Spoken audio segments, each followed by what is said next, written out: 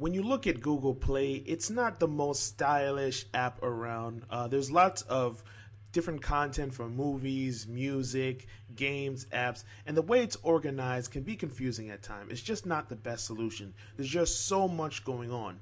Well, thankfully, Google has realized that problem and they've come out with a brand new version of Google Play, which is rolling out to people starting today.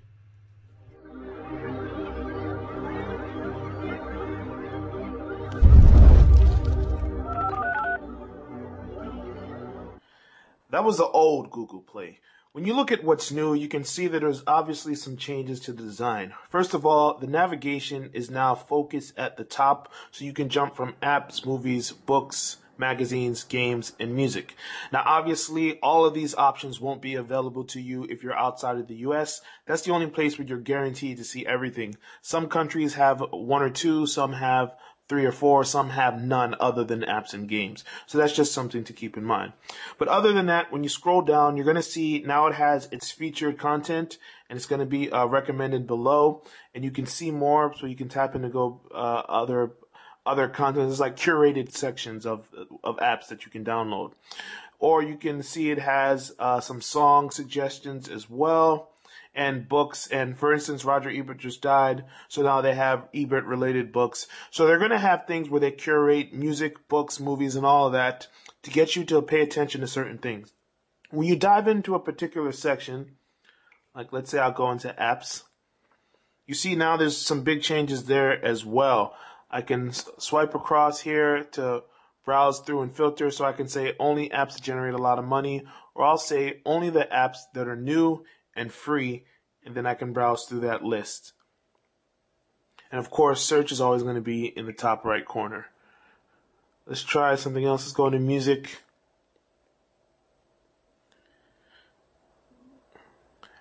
Alright, and there's a lot of people that are getting this now, so it's been moving a little bit slow for me, so don't surprise that. Normally there would be a big picture here with some information. It's not available at the moment, but I have some music right here. And it's the same concept. I can browse through albums or songs or filter by genre. So every section that you go into, it's going to have some filtering options to narrow down the type of content you're searching for. And in books, you see now, instead of that old list where it used to be tiny little columns, they have large thumbnails so you can actually see the cover of a book. You can get recommendations for you, and then of course that is tailored to you based on your previous history and what Google knows about what you like. And I can browse through the new arrivals and all that. I'll go in nonfiction, and then it's the same concept, the larger covers. So you're focusing more like you would in a bookstore. You're not reading just a title. You're getting attracted to the cover art. You get the basic information right below that and the price information and all that. And when you tap on it, it brings you through. You can get a sample of it if you're in the book, and you can purchase it at the same time. And then it has the previous stuff that you saw on Google Play, in terms of descriptions, ratings, and reviews from other users. And you can see that there's really a focus on discovery, how they group things. Like they have certain things, say they want to recommend an app, and then they have apps specifically tailored towards you. But they also have apps to watch, in case you want to see some new apps that are rising up the charts or things that might be a little underrated in their eyes. They also have apps from startups. So these are like small companies that you want to learn more about. They have apps, so maybe you ought to check them out. This is a small little curated list. And they have this available for a variety of reasons in different times. It'll circle out over time. They're not always going to have sports apps. They're not always going to have music apps. But then again, you can say, go into a specific section. So I'm going to go to the top new page. And they mentioned that it's easier to buy apps now for somehow. So I'm going to see how that works. I'm just going to look for an app that I might want to buy.